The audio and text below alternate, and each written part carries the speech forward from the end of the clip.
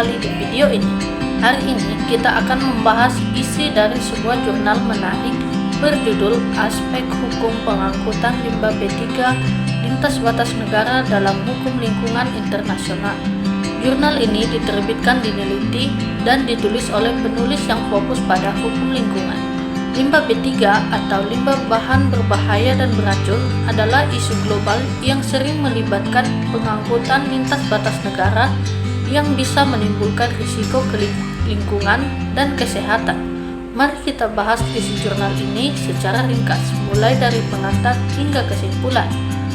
Jurnal ini dimulai dari pengantar yang menjelaskan pentingnya pengangkutan limbah B3 lintas batas. Penulis menyoroti bahwa dalam era globalisasi, negara-negara sering mengirim limbah seperti bahan kimia beracun atau limbah nuklir ke negara lain untuk pengolahan atau pembuangan. Namun, ini bisa menyebabkan pencemaran lintas batas, seperti yang terjadi dalam kasus-kasus di Afrika atau Asia Tenggara. Latar belakang mengacu pada hukum lingkungan internasional yang bertujuan melindungi ekosistem global dari dampak negatif pengangkutan ini. Bagian utama, jurnal membahas kerangka hukum internasional yang mengatur pengangkutan limbah B3.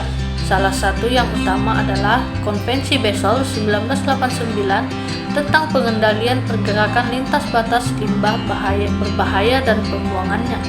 Konvensi ini menetapkan prinsip-prinsip seperti Prior Informed Consent atau disingkat PIC, di mana negara penerima harus diberitahu dan menyetujui sebelum limbah masuk. Penulis menganalisis bagaimana konvensi ini diterapkan, termasuk amandemen seperti larangan ekspor limbah dari negara maju ke negara berkembang. Jurnal juga membahas peran organisasi seperti UNEP dalam pengawasan. Selanjutnya, jurnal mengangkat tantangan hukum dalam pengangkutan ini. Misalnya, ada masalah penegakan hukum, di mana negara-negara seringkali kekurangan sumber daya untuk memantau pengangkutan ilegal. Penulis membahas aspek tanggung jawab negara, termasuk prinsip polluter pays, dan tanggung jawab internasional jika terjadi kecelakaan. Ada juga diskusi tentang konflik hukum antara hukum nasional dan internasional, serta kasus-kasus nyata seperti skandal limbah Italia yang dikirim ke Nigeria. Jurnal menekankan perlunya harmonisasi hukum untuk mencegah dumping ilegal. Di kesimpulan, penulis menyimpulkan bahwa meskipun ada kerangka hukum yang kuat, implementasinya masih lemah karena perbedaan kapasitas negara.